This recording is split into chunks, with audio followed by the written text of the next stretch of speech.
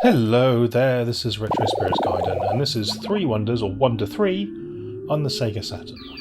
This is by Capcom and Xing, and here is the Sega Saturn application dashboard. We've got that on the beginning of the video for some reason.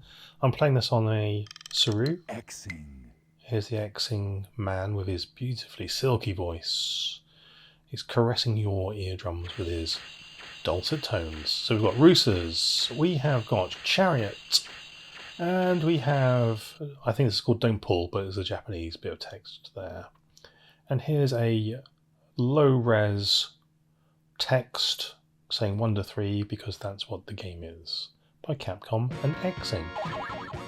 Right, we've got three games. One's an action platformer in the vein of a Ghouls and Ghosts game. So we'll have a quick look at the options. All very kind of generic options there, which is all well and good.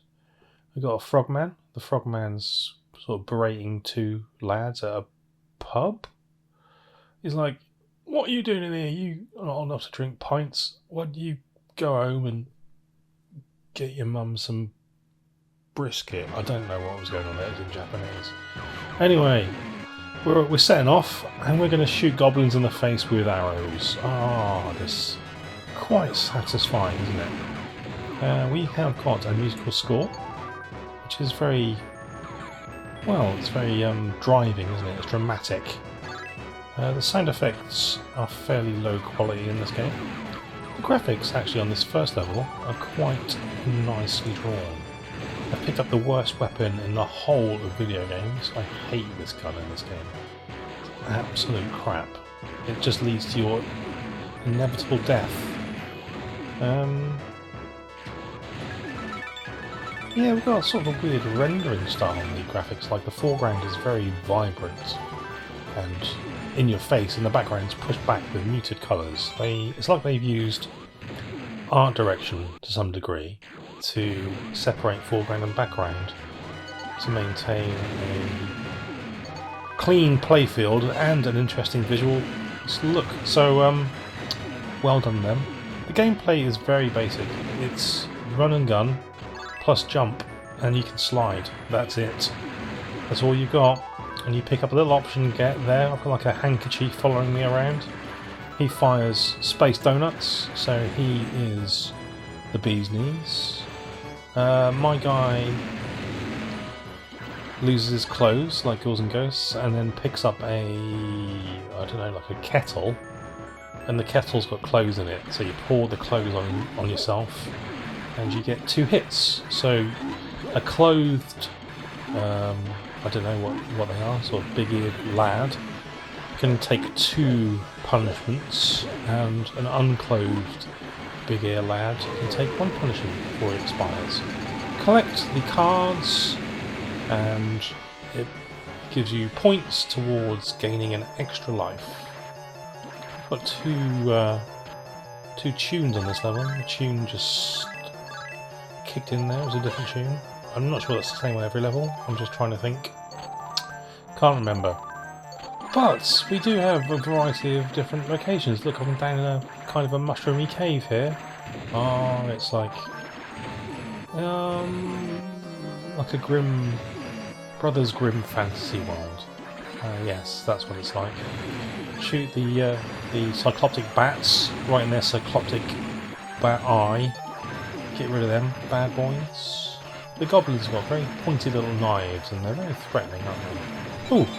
If you pick up the two of the same kind of options, it increases in size and power. And in the case of the handkerchief, it gains a moustache, which is very manly. Got a giant kind of green ball of snot here, blowing flame at me.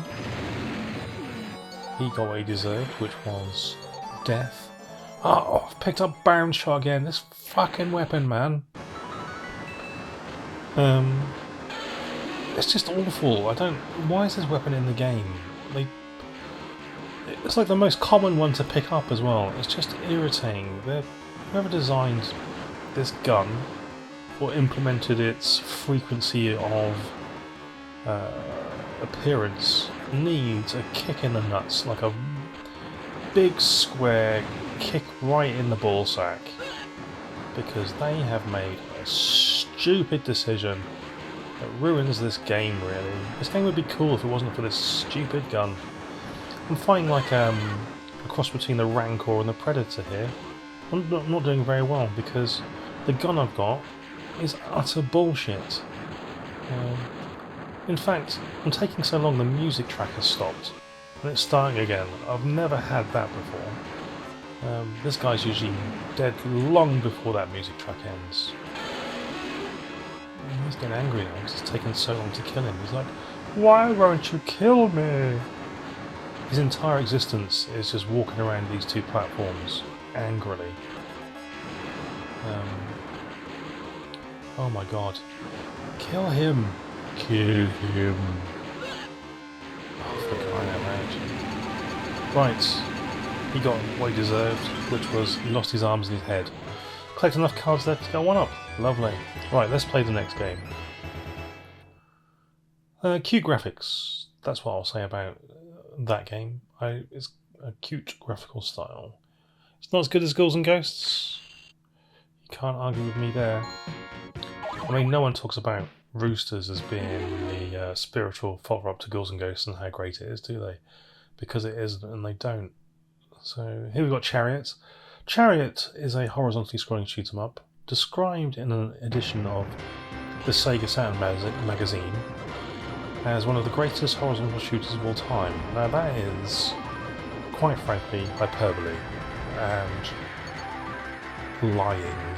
It's an adequate horizontally scrolling shoot-'em-up with some admittedly very pretty graphics and an interesting power-up system with the tail that the gliding character here displays. The tail can block bullets from hitting you, and you have to fill up the orangey red, glowing balls to have the capacity to fire a super shot, and you have to wait for them to charge back up before you can fire it again. So that's kind of groovy. It's a bit R-typey. You've got two main weapons here. You've got Rapid Shot, which is like this narrow, high-powered laser, and you've got a Wide Shot, which is like a spread gun. The spread gun gives you an R-type style charge beam, and the Rapid Shot gives you more of a wider charge beam, as in R-Type 2. Comparing this to R-Type is a disservice to R-Type, but it's got a familiar kind of feel to some of its weaponry. We've got a bomb here. The bomb can be powered up. There's no other weapons apart from the thing I just picked up there, which was a shield for my glider. So much in the way that Knight Arthur in Ghouls and Ghosts loses his armour as a hit, you can pick up armour in this to give you an extra hit on your glider. The scrolling has sped up here, and we've got new music in the track, which is not something I've really thought about before, but yes, the music does change throughout these games' levels. Yeah, interesting. This guy here, he spends all of his time making mirror images of himself, whilst not animating, flying around the screen, firing big laser bolts at you. He's a bit like... he looks a bit like an eagle with a laser gun. I'm not quite sure what it's supposed to be, but he's dead, so let's not worry about it. We've got Saturn in the background there. Look, the rings of Saturn are made out of pure rock. Very strange. Sentient clouds with evil faces. That's all in order. Nightmarish stuff. I think you'll agree. For the kids out there, I'm sure you'll go to bed tonight and be wondering about clouds with faces and how they're going to get you tomorrow when you're out on your bike with your mates to the park playing football with jumpers for goalposts. I don't know what I'm talking about anymore. This has got the same thing in here where you pick up the hearts and you get an extra life for 50 of them. Here's a boss. He's called Anus. He's not called Anus, he was called Aeolus. He is another sentient cloud with quite a brawny, singular brawny arm, with which he conjures evil clouds. Again, this is a bit like R-Type. It's got a similar attack pattern to R-Type. It's almost like R-Type's a really good shooter up and it influenced a load of other shooters. Yeah. This game, this collection of games, is fairly expensive. It's got to be between 50 and 100 quid these days. I didn't check that. I've sort of seen it for that price, I don't know, maybe a year ago. I imagine things have either gone up or down in the interim, who cares? I paid probably about 30 quid for it back in the day, because I like Ghouls and Ghosts and I like shooters. This last game here, this Don't Pull, is a absolute bag of balls. It's like, graphically, it's nothing like the other two games. Thematically, it doesn't share the same theme, so we've got the whimsical fantasy theme of the last two games. That's all well and good. This one is, I don't even know what you'd call this really. Well, it's cartoony, isn't it? It's a cartoon rabbit that squashes things with blocks. Now, this game's okay. It's a bit like Capcom's earlier game Higemaru, but like that game, you have to be perfectly lined up with blocks to action shoving the blocks. And it becomes very, very frustrating. I'd go as far as to say I hate this game with a passion, and therefore I will not play it for very long, and I'm shit at it. There, I pressed right to go right, but because I wasn't lined up properly with the end of the wall, it trapped my rabbit, and the blob got the rabbit. Yep, it's a bloody annoying game. There's probably a super fan out there for Don't Pull, like a Don't Pull super fan, and they'll be aghast that I've said it's a big stinking pile of shit, but it is, so they can fuck off. Three Wonders. It's two good games, one crap game, and it's expensive. It comes in a double CD box, the front cover's not that exciting.